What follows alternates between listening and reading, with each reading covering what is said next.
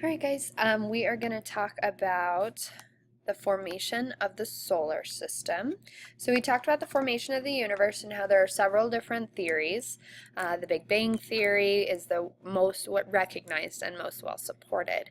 The formation of the solar system is a lot more familiar to scientists because there are tests and stuff, and we can observe other solar systems being formed, and so it's easier for us to make a good guess or a good prediction, have a good theory on how it happened.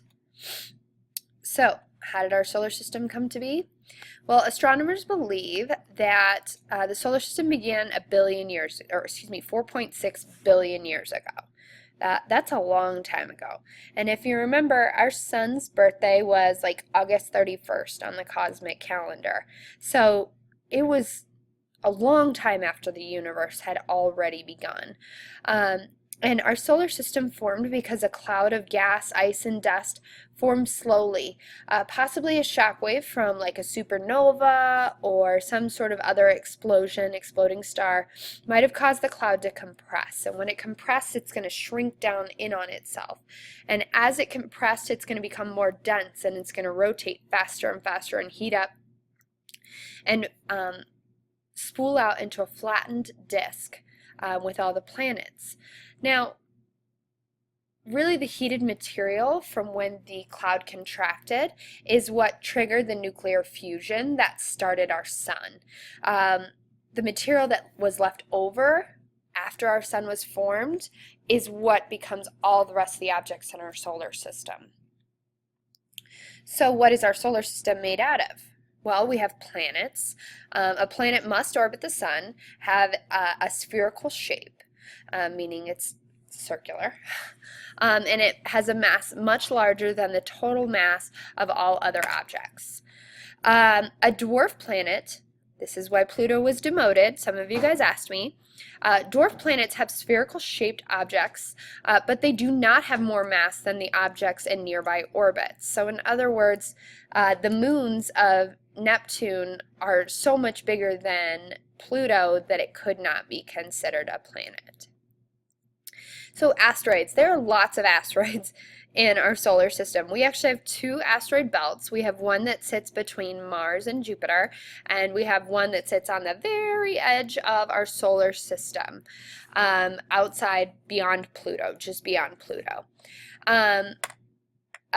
Asteroids are basically small rocky objects. They orbit the sun just like everything else does, and they can be as small as a meter, like a meter stick, to several hundred kilometers, like the size of Great Britain, or, you know, the size of the state of Colorado. Comet. Comets are made out of gas, dust, and ice, and they're made out of ice, and they move around the sun in an oval-shaped orbit. You'll see some comets go across the sky, and they typically have a tail. We see them with tails, and that's because when they're facing the sun, that tail you see is the ice melting off of the comet, because it goes in such a large orbit around the sun that at some points it's completely frozen solid, but when it gets close to the sun, like Earth is close to the sun, it begins to melt a little bit, and so you see that mist of the comet melting as it goes around the sun. Meteoroids. Basically, meteoroids are these little tiny things, smaller than a meter, and they're just debris that's left over from asteroids or other things crashing into other things. Okay, so the history of scientific thought. So we used to think way long time ago that Earth was the center of the solar system, or even the center of the universe, but most recently the center of the solar system.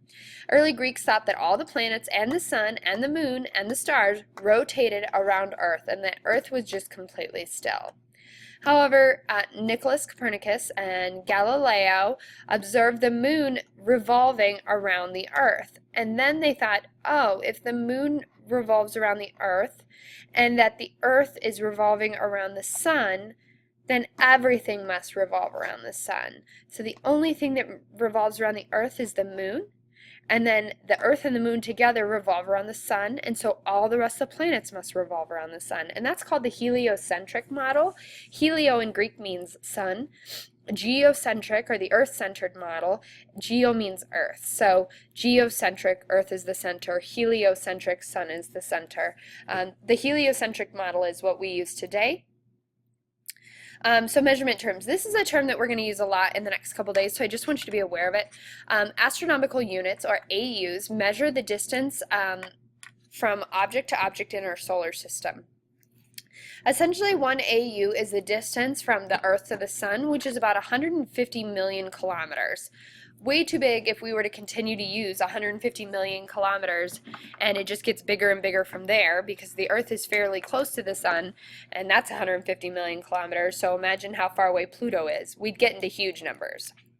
So we use this measurement called an AU, or an astronomical unit, and to determine how far away different planets or different things are from the Sun.